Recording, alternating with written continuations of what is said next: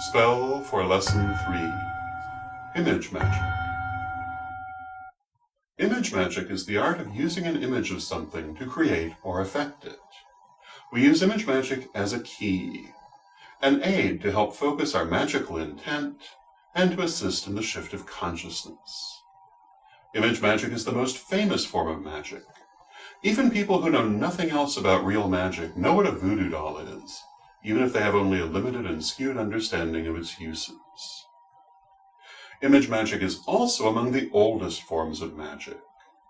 It has been said, and is most likely true, that the oldest images created by humankind were made for magical purposes. The cave paintings of Europe, made tens of thousands of years ago by the Cro-Magnon people, depict great herds of animals, mighty bison, deer, wild horses, all the quarry of ancient hunters, painted with vivid color and amazing skill in the deep recesses of subterranean caves. These ancient paintings are almost universally accredited a magical purpose, although the exact nature of that purpose is debated. Most people believe that the paintings were used for sympathetic magic, the idea that like attracts like. By painting the animals they wished to catch and enacting the appropriate ceremonies, ancient hunters believed that they could magically ensure a successful hunt.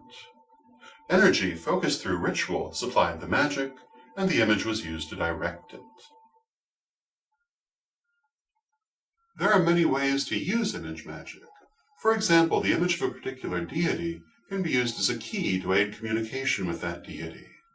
The image helps one to shift consciousness and to focus upon the deity so as better to send or receive energy from that deity. An image can be used in the same way to facilitate communication with an ancestor. In Egypt, images of the deceased were used in this way as a key to access the spirits of the beloved dead. Symbolic offerings of food and drink were made to the image to strengthen the psychic connection of the offerant to the spirit, by virtue of the focused energy put into the ceremony. The Egyptians, as well as most other ancient peoples, believed that the better the likeness, the stronger the connection to the spirit the image represents. The nose was considered to be of particular importance. The ancients believed that if the nose of an image were damaged, its use as a key to the spirit was destroyed. This is because in physiognomy, the nose is considered to represent the ego, or sense of self. It is for this reason that many ancient and classical statues have missing or damaged noses. The early Christians, greatly fearing pagan images, went around smashing the noses off of them, believing that this would destroy the spiritual effectiveness of the image. Today, we know that it's not how good the likeness is, but how strongly it serves to represent the essence of the deity or spirit in the mind of the observer that gives the image effectiveness as a key. We know from experience that while a beautiful work of art may give great pleasure as an image, an effective key may be created by quite simple or even abstract portrayals. In addition to facilitating communication with deities or spirits, images can also be used to strengthen desired qualities within ourselves or in the outer world. To do this, we create an image of the quality in question, such as patience or tolerance, and use the image to focus our energy toward the chosen goal through meditation and ritual. But by far the most common way we use image magic is for the purpose of creating a specific short-term effect in our lives. In this case, the image represents us, and it is treated in a way designed to create the desired effect. For this kind of image magic, the image is usually quite simple. Most commonly, it is a simple doll made or dressed in a color that represents what we desire to do, green for healing, as an example. The kind of image can also be a drawing or even a photograph. Once the image is created, there are a number of symbolic ways to stimulate the desired effect. The most famous is by use of pins. Most people think that you stick pins into the doll to cause pain or harm to someone, as this is what they've seen on TV or in the movies. In fact, what you are doing is placing the pin in an area to which you wish to focus energy. The pin gives you something to concentrate your focus on, and some people feel that it physically helps to conduct the energy as well. Where you place the pins depends upon what you wish to do.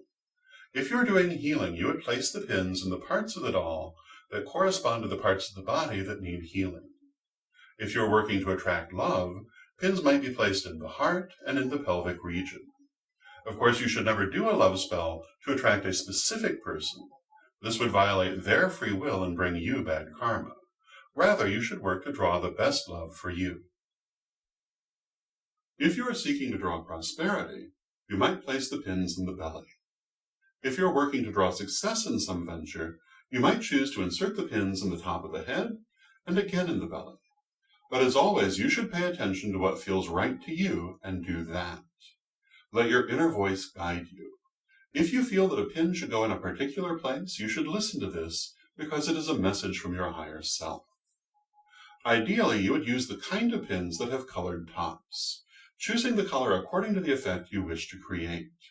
Red for love, green for healing, yellow or green for prosperity, and blue or black for protection. Other ways to use the doll include dressing it with appropriate props. For prosperity, for example, you might place coins or bills upon the doll. You can also use yarn. For protection, for example, make a circle of red yarn around the doll, and for healing, wrap the doll in green yarn. However you use the doll, remember that the symbolic act is only to help you focus your energy. It is not the pins or the yarn that work the magic, but you. When you have created the doll, you must empower it. The best time to do this is during the waxing moon. Begin by clearing and releasing all excess energy. You should always clear and release before and after any magical working. It will help to have several candles lit, and maybe some incense. Speak to the goddess, asking her for her help. You might say something like this: "O goddess, I pray that you will help me now to have success in this work that I am undertaking." Concentrate upon what it is you are trying to do with this doll. Meditate on this for a few moments and fix it strongly in your mind. Now, imagine the doll surrounded with a ball of white light. Concentrate on that ball of light and imagine it growing stronger and brighter, radiating out in all directions. While you do this, focus upon the goal that you wish to bring about. Concentrate strongly upon it. Now speak an incantation. This is an example of what you might say. There is one power in the universe, and I am a perfect manifestation of that power. And as such, I will that, insert your goal here. By my will, with harm towards none, I will it, I manifest it, I draw it to me. I accept it, I receive it, and I give thanks for it. By my will, so mote it be, and it is so. Concentrate strongly as you speak these words and imagine your goal coming to pass. Be confident and know that you're creating this even as you speak. Now put the doll in a safe place. Clear and release all excess energy, and you are finished. Remember that everything gets better with practice. The first time you try this, you may not get as strong an effect as you would like. You may wish to perform the ceremony several times. But if you keep working with it, you will get better and better and stronger. Remember also that the effect will probably not be instantaneous but gradual. This is normal. Give it time to come about and trust what you have done.